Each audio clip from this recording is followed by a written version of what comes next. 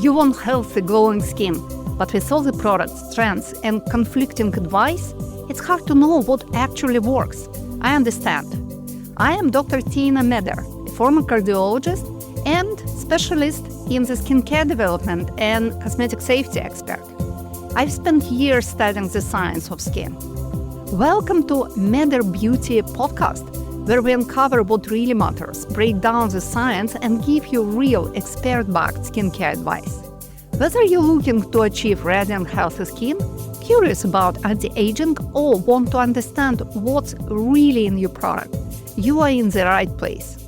Rooted in science and the truth about what your skin actually needs, we'll have in-depth conversations with leading dermatologists, medical experts, and skincare brand founders to bring you the latest innovations, evidence-based insights, and industry secrets that truly make a difference. We are so happy you are here. So let's go. Let's discuss about pigmentation. It's such a complicated topic, and I don't like when we simplify it too much, because it's an easy thing to simplify causes like ultraviolet causes the pigmentation, that's it. But it's so much more. There are many types of pigmentation, and there are many triggers which can provoke the appearance of the pigmentation. So let's discuss the whole beautiful complexity of our natural protective reaction. This protective reaction of our body is related to the activity of cells called melanocytes. They are pigment cells because they produce melanin. But they define not only the color of the skin, but also the hair color and our eye color. If you have blue eyes, you don't have melanin and your iridescence. But if your eyes are dark, so you have a lot of it. So that's very diverse. And also, it's not only defining the color of skin, hair, and eyes. Also, it plays some role which is not very clear in our inner ear and in our nervous system. And even in the heart muscles, scientists found some amount of melanin, and we don't know yet what it does there. Melanin in the skin, located relatively superficially. It is located in the basal membrane, so it is a structure between deepest layer of the skin called dermis and more superficial layer of the skin called epidermis. So it literally takes a border, protecting our skin from the ultraviolet damage, air pollution, and other factors. And one melanocyte forms units with skin cells.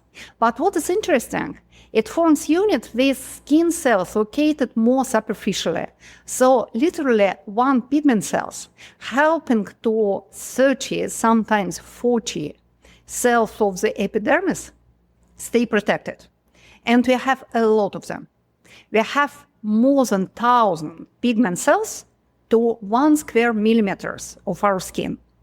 And what I find really surprising, that the amount of pigment cells does not depend on the race or gender or age, but they can vary in different areas of our body. But we are all more or less equal, speaking about the amount of pigment cells. They are functioning differently, but we still have them. And also, pigment cells, melanocytes, sometimes they are called nervous cells in the skin. Why? Because they look like neurons, cells of nervous system, but pigmented. So it's the most significant difference. Neurons which we have in our nervous system, they are non-pigmented, and melanocyte pigment cells in our skin, they look exactly the same, but they contain this granule of melanin. But in the same time, they play for nervous system. So they act like neurons, and they react to everything happening with our nervous system and with our brain. So they are emotionally dependent at some point. Melanocytes, surprisingly, they can control the aging process in the skin, because melanocytes potentially they are responsible for autophagy. So it's process of cell death. When our cells become older and non-functional, our body eliminates them, and they are melanocytes who activate the process.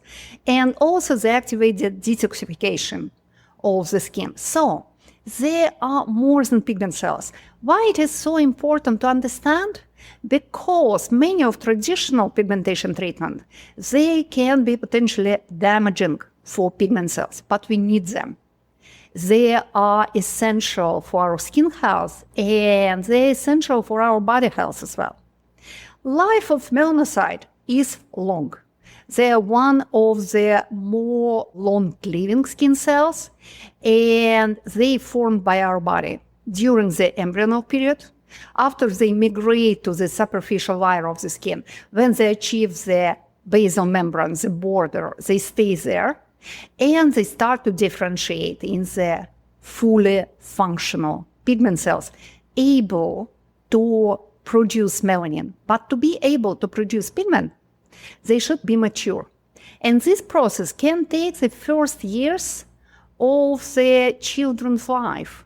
And that's why it's so important to protect children very carefully when they're exposed to the ultraviolet, because their pigment cells are not mature enough to protect their skin properly. Adult skin, paradoxically, on the cellular level, can be better protected. So it's very important, especially with the children in the first year of life, because their skin is much more vulnerable. And when melanocytes are mature, they become able to produce melanin in granules, and they become able to transport this melanin to the superficial layer of the skin. Maybe when you've been listening to me and I've been saying that melanocytes, they protect skins in the superficial layer, you ask yourself how it can be, how umbrella can be lower than the part which you protect with an umbrella. And it is a good question. And actually, this umbrella, it's not lower. Melanocytes, they transport the melanin, the granule of pigment, in the epidermis, in the superficial layer of the skin, forming this umbrella around keratinocytes with dendrites. It looks like a pigmented octopus in our skin. And you remember, we have a lot of them. But with an age, we start to lose them step by step, little by little. And this process begins at 30 years approximately. It can start earlier if your skin is damaged by some trauma, and especially if it is damaged by the ultraviolet. Every 10 years of our life, we lose about 10% of melanocytes. And when we become older, in our 60s, we can lose even 20% of melanocytes each year. So our skin once again become very vulnerable, accumulate different problems, different mutations, and at the same time, it's naturally not protected from the ultraviolet. So we should be more careful in the beginning of life and in the later stage of life. Unfortunately, like all cells in our body, there are some age-related changes in the pigment cells as well. They become what we call senescent. It's some kind of zombie state of the cells, become less productive, produce less of essential substances. In case of melanocytes, it will be pigment. And in the same time, it can spread some inflammatory message into the skin and has less of these dendrites. So even if it has melanin, it cannot travel in the superficial layer. So in older age, we are more prone to deeper pigmentation, which is unfortunately more difficult to treat. To produce pigment, to produce melanin in our cells, we need amino acid called phenylalanine. After phenylalanine transformed to the another amino acid called L-tyrosine, and from this amino acid, the whole process starts. This is the key enzyme transforming tyrosine to melanin. This enzyme called tyrosinase, which is converting tyrosine as an amino acid to an active pigment with a lot of antioxidant property. And after, it will be the cascade of biochemical transformation. And at some point of this cascade, process can go in two ways, producing two different types of melanin. Melanin itself, it's really, I love to say magical substance because it is a substance which is able to convert energy of the light to the physical substance, to the pigment. And it converts this light energy, the heat, to the harmless energy in the cellular level. So the ultraviolet, which is dangerous as a radiation, because technically it is a radiation, it can damage, if the skin is not protected, it can damage DNA, it can damage membranes of cells, it can damage cells kind profoundly. But when we have a melanin absorbs this energy of the radiation and just spread a little bit of harmless heat around them. But also melanin itself, it's a very powerful antioxidant substances. So when you have enough of melanin, your skin is better protected from the free radicals. Melanin is very important to our skin, so you should not hide from everything triggering the melanin production, because melanin provides you with an antioxidant protection, it provides with a protection against the mutation, and it provides you with the natural protection against all kinds of the radiation. And actually, melanin and melanocytes is our first range of the cancer protection as well.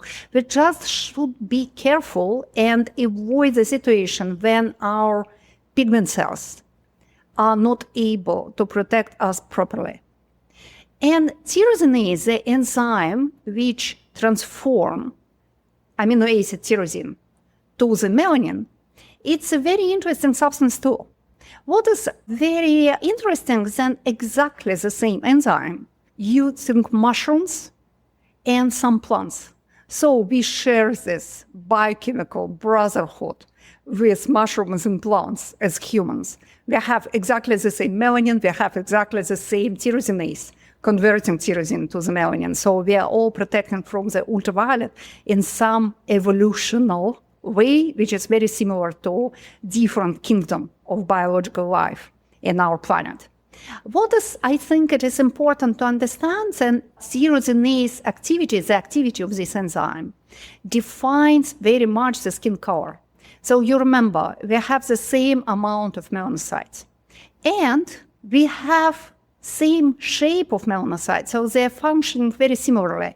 But in darker skin types, tyrosinase, enzyme converting tyrosine to melanin, it can be up to 10 times more active.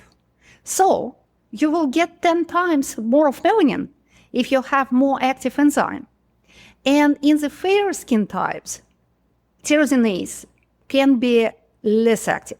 Only one exception. The people with red hair and very fair skin, so-called Celtic types.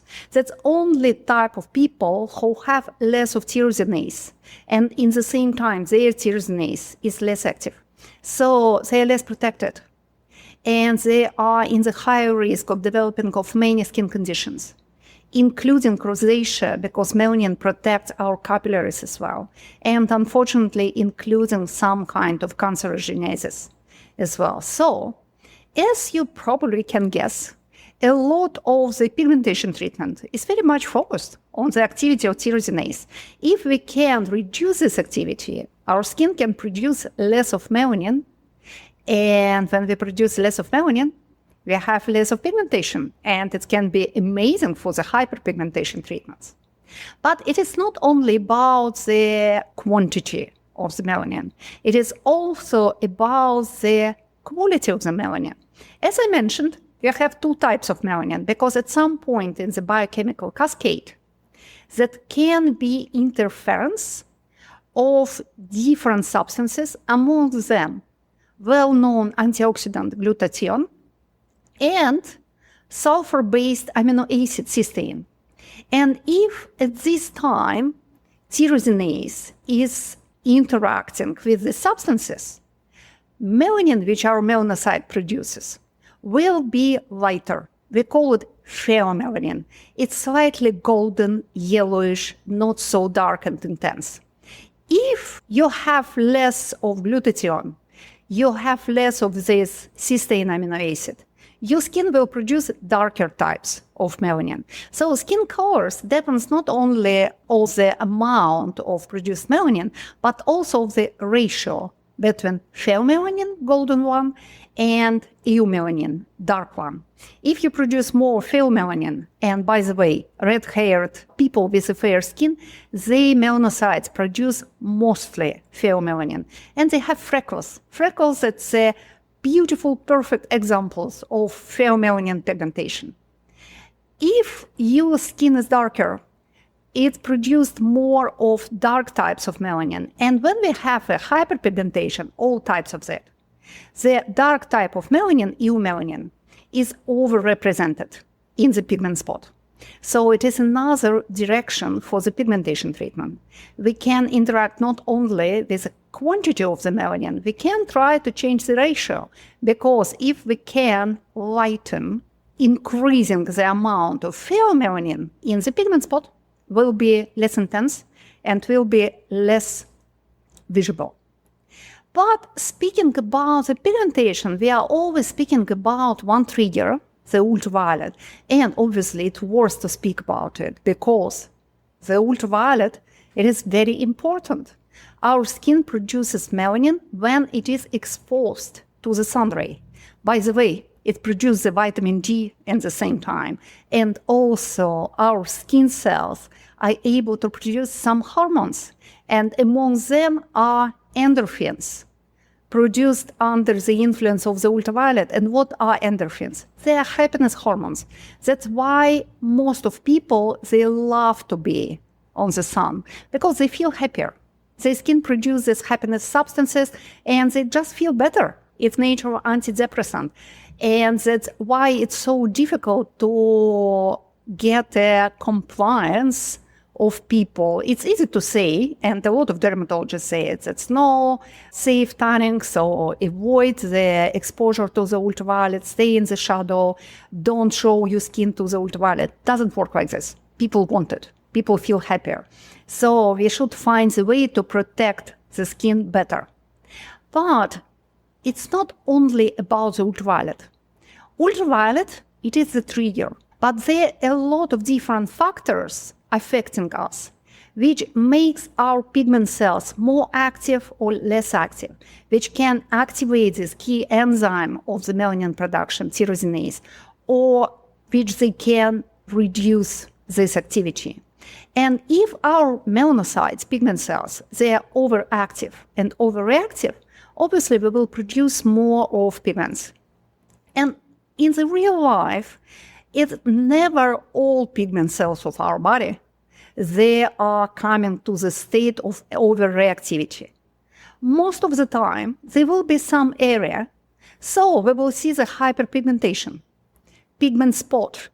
Most of the time, they are located on the open area, which been exposed to the sun. And so we have this melasma, chloasma, pregnancy mask, lentigo, and other pigmentations, which we don't want. We call it unwanted pigmentation because it doesn't look nice based on the modern standards of the beauty. What are factors affecting the reaction of our skin to the ultraviolet? I like to call it ultraviolet plus 5, because among these factors will be hormonal influences, will be the stress, will be the inflammation, lifestyle, and the change of microbiome. And all of these factors can compensate themselves and balance themselves, or all of them can be in the activation mode. And if you have at least 3 of these factors in the activation mode, activating the synthesis of pigment on your skin, I'm sorry to say it, it will be very difficult to treat the hyperpigmentation, and sometimes even impossible. So when we are treating hyperpigmentation, or when we're thinking about to prevent the hyperpigmentation, we should think not only about the protection against the ultraviolet. Especially, we cannot live like nocturnal animals, hiding from the sun all the time. But we should think about the control of all 5 of inner triggers of the hyperpigmentation. The lifestyle, first and foremost, it is our outdoors activity, because we are exposed to the ultraviolet being outdoors. So that will depend how much of sunny holidays you will take, and we should remember that ultraviolet action on our skin is cumulative. So it's not only about here and now, it's about your past as well, because your skin keeps scores, your pigment cells will keep scores. More sunny holidays you'll have in your life, more careful you should be for every of your future sun holidays. How much of outdoors activity is in your life? If you are an athlete, what do you prefer? Being outdoors or maybe working out in some fitness club? And also the professional exposure, because some people, they are working outdoors. So they're exposed to the ultraviolet naturally and unavoidably. And all these factors play kind of important role. But also in the lifestyle factor, it is air pollution, which is important because unfortunately air pollution multiply the ultraviolet activity. So when you are living in the big city, you are exposed to the air pollution alongside with the ultraviolet, and they multiply themselves, and your skin is in high risk of hyperpigmentation and sun damage than in someone living in the beautiful Norway and New Zealand countryside. In other factors, air pollution is difficult to manage because it's also easy to say, leave New York, go to the countryside. Not everyone wants to do it, and we understand why. But there are factors which we can avoid, smoking and alcohol amongst them. Alcohol, especially the abuse of alcohol, obviously, increases the inflammation in the body, in the skin, make you more vulnerable. But smoking acts as an air pollution for your skin. It's like you have some industrial fabric next to the skin. So if you want to avoid the hyperpigmentation or any kind of pigmentation troubles, it's better to quit. Lack of sleep increases the sun damage and increases your vulnerability to the ultraviolet. Every sleepless night increases your vulnerability to the ultraviolet up to 2 or 3 times, and in older age, even more. High level of stress, and I will say a couple of words about the stress a little bit later. Sedentary lifestyle, because active lifestyle, if you are active at least 180 minutes during a week, it's not too much, it's like about 20-30 minutes every day, your skin produces antioxidant more actively. If you live sedentary lifestyle, your skin is on the low level of the antioxidant protection, and it increases your fragility against the ultraviolet as well. With every year of our life, we have a little bit less of natural protection, and also the pro-inflammatory diet and what we call Western diet with a lot of sugar, red meat, milk, hypercaloric diet. It increases the level of free radicals in our skin. It so, once again, put us in the position of the high risk of skin damage of the ultraviolet. And all this is very important, but you can live the healthiest life as possible. But still, your other factors can be intervening with your natural protection. And the first very important factor, they are hormones. The whole melanin production is controlled by hormones, like everything in our body. Endocrine system is just running everything. It's a big director of our life and of our biological functioning. The most important hormone of the melanin production, called melanocyte stimulating hormone, logically. But it is produced by the structure in our brain under the influence of other hormones. And the production of these hormones can be activated by the ultraviolet, and in the same time it can be activated by some sex hormones. Estrogens, they are darkening skin hormones in many situations. And also stress hormone, cortisol, is also activating the pigment production. What is interesting, one of the estrogen called progesterone is reducing melanin synthesis, and it is all good news for all women in the reproductive period of life, because we are living under the influence of progesterone the whole second part of our cycle. So about couple of weeks every month, your skin is better protected. And that's also important information. I know that it's difficult to manage everything, but you should remember that in first 2 weeks of your menstrual cycles, you should use more intense protection. And if possible, it's better to avoid the exposure to the intense ultraviolet. And in the second part of the cycle, when we have this premenstrual syndromes and a lot of uncomfortable feelings and symptoms, our skin paradoxically is slightly better protected because our melanocytes, they are a little bit more lazy. Our skin gives feedback as well. So more you expose to the ultraviolet, more active will be your melanocyte stimulating hormones. It's like a vicious circle. And that's why people who are exposed to the ultraviolets on the daily basis, they have this very dark leather-like skin. And epigenetic marks can stay in your DNA for long years after you've been exposed. And possibly it can be translated to the next generation as well. So it is another thing to think about. And when you are constantly exposing yourself to the ultraviolet, it's decrease the natural protection for your children as well. So please protect yourself.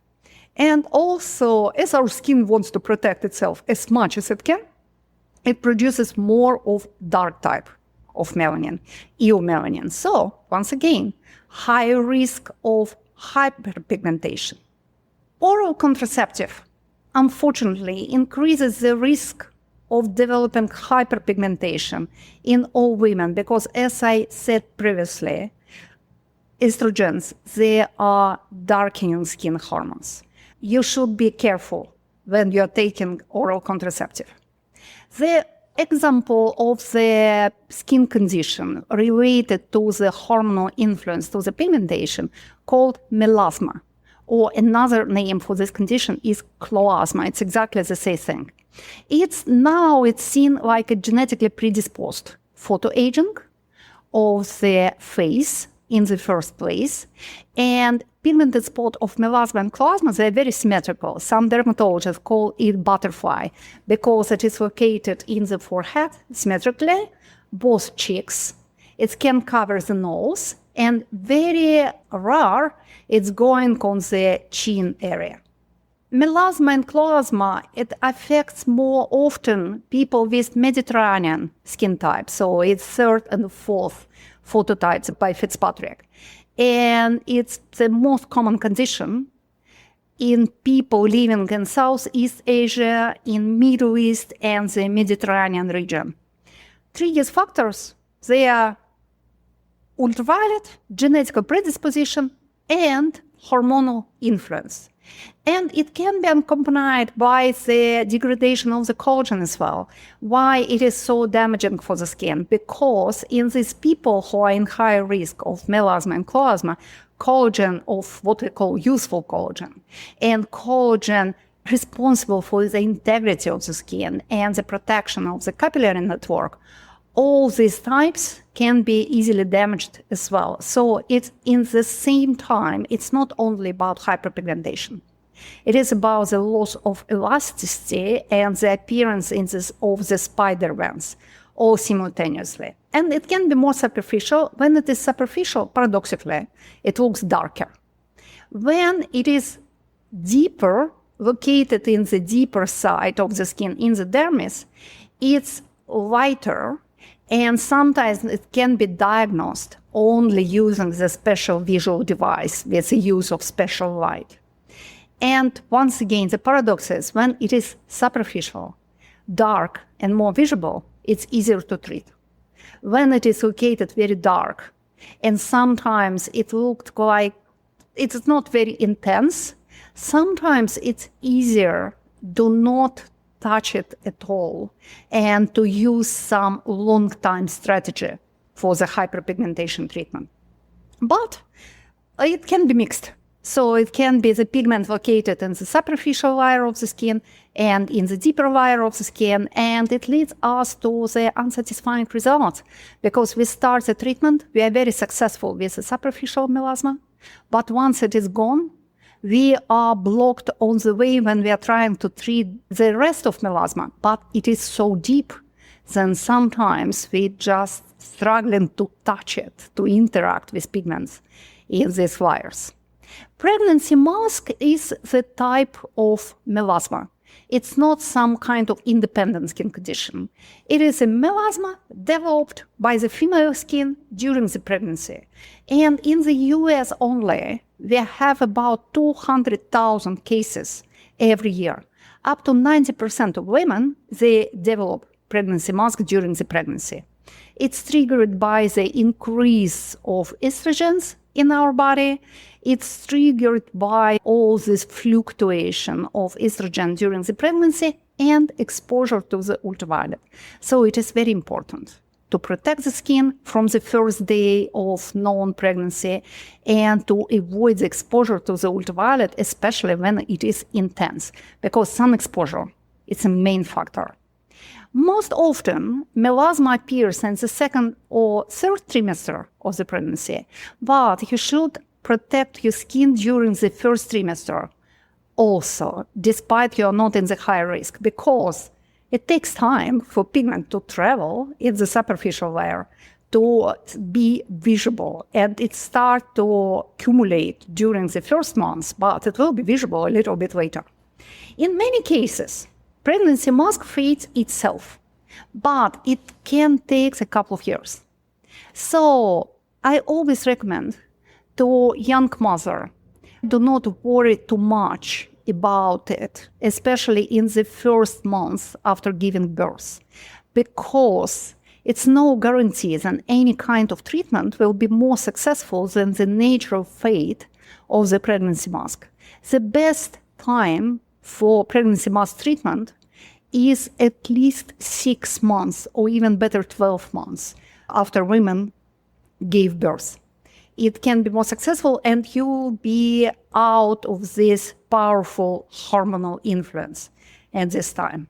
However, the pregnancy mask can persist in some individuals, especially if the women stay exposed to the ultraviolet. So in some people, especially genetically predisposed people with Mediterranean skin types, they can get pregnancy mask during the pregnancy, and after it can become chronic. Stress is another contributing factor. And as I mentioned, stress hormone, cortisol, is a darkening skin hormone, especially when you're exposed for the high level of the stress for such a long time. Because melanocytes, they are skin stress sensors. Stress directly activates them. Because you remember, melanocytes, they're playing for two teams, nervous system and the skin. They are neurons of the skin. And all neurons, all our nervous systems, they are very much involved to the stress reaction. So our neurons, they involved as well, and they become more active and sometimes even overactive. And it can lead to the development of inflammation at the same time, because cortisol, it's also the inflammatory hormones. What can fight against this stress hormones influence? Dopamines, happiness hormones. So everything which makes you feel happier, everything what improves your life quality, it's a good stress management tools. So try to find something good in your life if you're exposed to the stress. And this pro-inflammatory action of the stress is very important, because inflammation, it's not only activating hyperpigmentation in our skin, it is the special term now called inflammaging. So aging triggered by the low level of inflammation, which we call microinflammation. Why? Because all cells of our skin, they are interacting with an immune system. Now we see the skin as a nervous, immune, endocrine system. And we have cells of all systems located in the skin at the same time. And when immune cells are responding to some inflammation triggering factors, they spread the inflammation all around them, and it damages the activity of all cell types, including melanocytes. Melanocytes become bigger, they become more active, tyrosinase activity increases every day when your skin is exposed to the inflammation, and skin cells, they produce a lot of pro-inflammatory substances, which just stimulate this process again and again. And also, unfortunately, it degrades the collagen. So inflammation is leading not only to the hyperpigmentation, but to the loss of elasticity and wrinkles development as well. There are many factors which can be provoking inflammation in the skin. And among them, there are what we call skin sensitizing medication. Antibiotics, many of them, they are photosensitizing, they provoke the inflammation in the skin. Oral contraceptives, they make melanocytes more active, and also they can provoke the microinflammation. Oral retinoids such as Accutane, acitretin, isotretinoin. And some bad news about antihistamines, including Benadryl and Claritin. If you need to take antihistamine on a daily basis, you should protect your skin more intensely. You should be very careful because your pigment cells are in danger. Same I can say about Advil and Tylenol, so all anti-inflammatory treatment, many antidepressants, and even sometimes of cardioprotective medication, and chemotherapy. Almost all types of chemotherapy sensitize the skin and put you in danger of the hyperpigmentation. Also, skincare can provoke the sensitization of the skin, and we see a lot of it because literally everything which helps skin to exfoliate or helps skin to speed up skin renewal, which generally we see a good thing. Okay, speed up the skin renewal, it helps us rejuvenate the skin. But at the same time, it makes your skin more vulnerable to the ultraviolet rays, so your skin should be more protected. You should use more intense sunscreens and should avoid sun rays. And among these ingredients and products based on active form of retinol. So retinol itself, retinoic acid, retinaldehyde, retinyl palmitate, all alpha hydroxy acid with an exception for the lactic acid.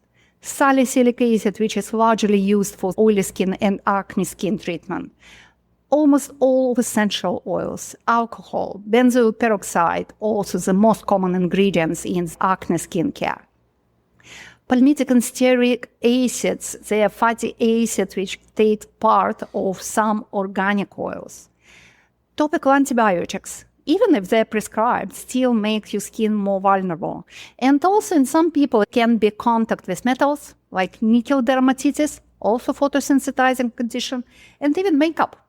Red and blue mineral pigment, when they are in fat-soluble form, so some kind of creamy blush or creamy eyeshadow, they can sensitize your skin and can provoke the hyperpigmentation in the area when you apply this red and blue based makeup.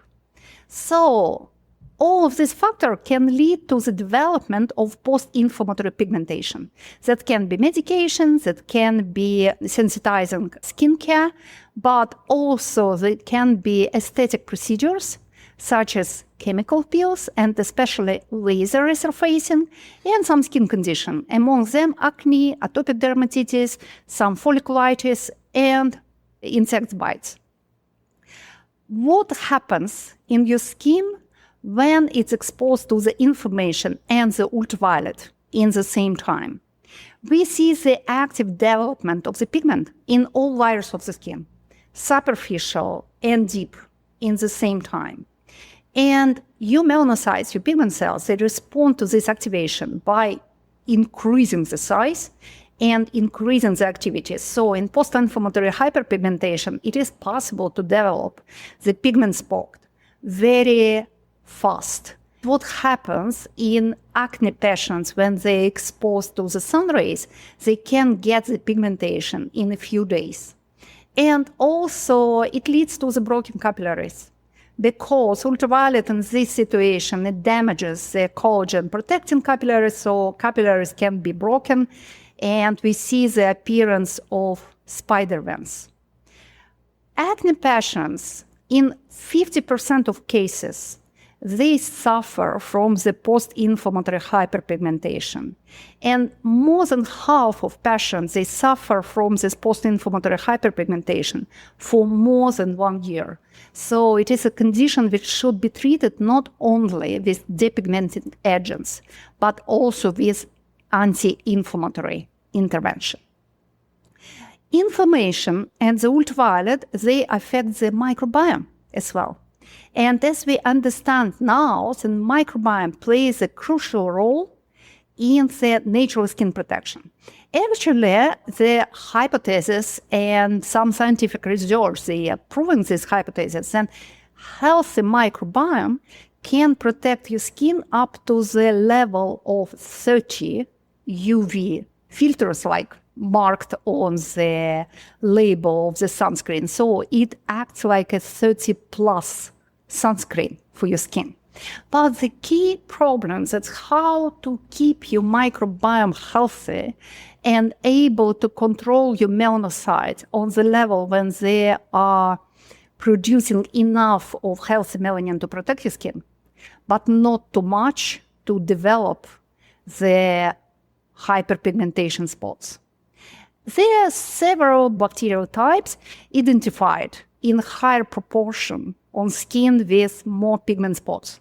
And all of them, they are pro-inflammatory.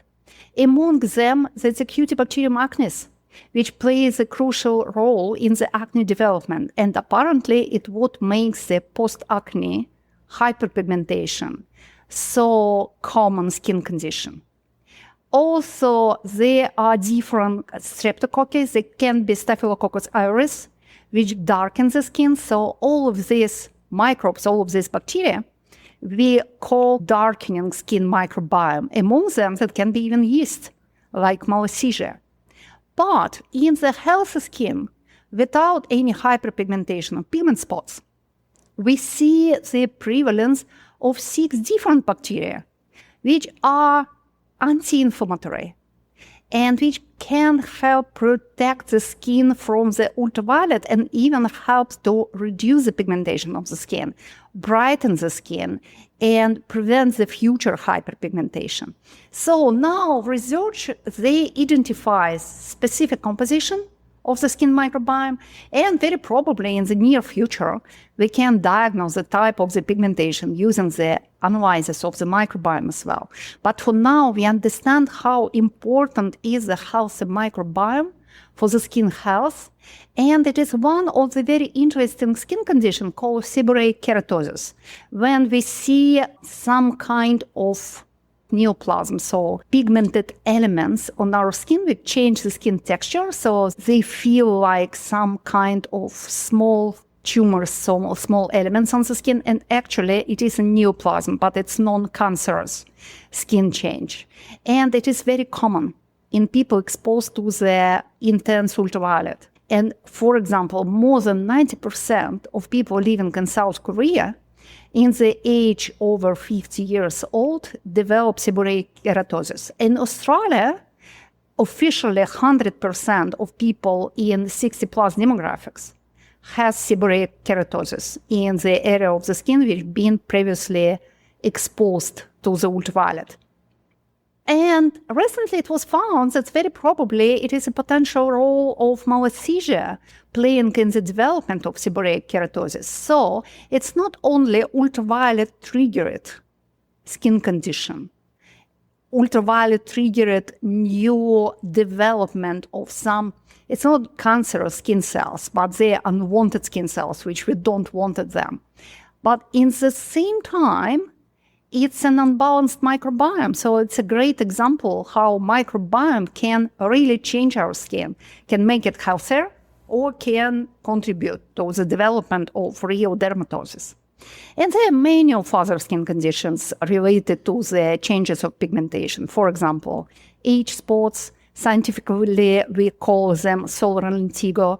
These spots, they can vary from the slightly tanned color to dark brown color. They're larger than freckles, and we see them a lot on the hands of elderly people, but they can appear on the neck, in the face area, and they are triggered by the ultraviolet, but also by all other factors I mentioned previously.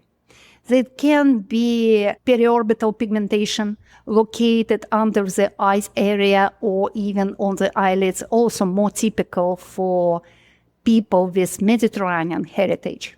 And we call it sometimes dark circles, but they can be approached in the treatment differently because it's all about the overproduction of melanin in this area, triggered not by the ultraviolet, but also by hormones. So it's some subtypes of melasma.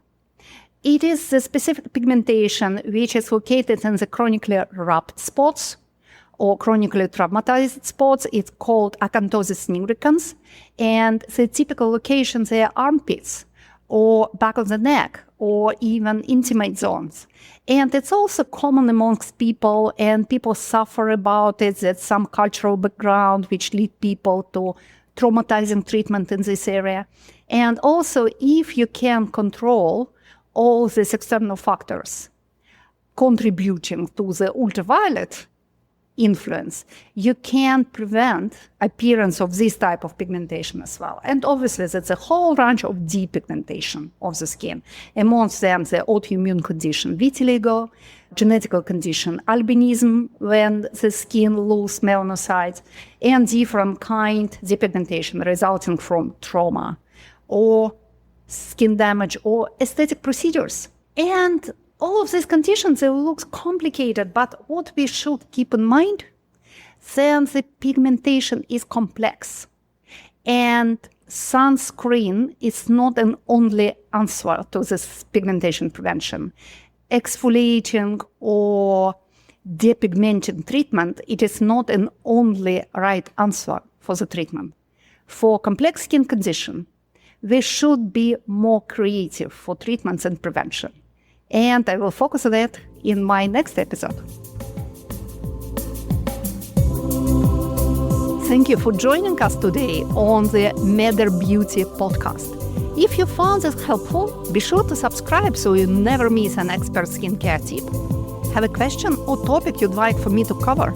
Send me a message at podcast@mederbeauty.com and let's keep the conversation going. Also, you can visit mederbeauty.com and discover Meder Skincare, which I created. And if you enjoyed the show, I'd love if you left a review. It helps others find the podcast and keeps us growing. Until next time, stay healthy, stay glowing, and take care of your skin.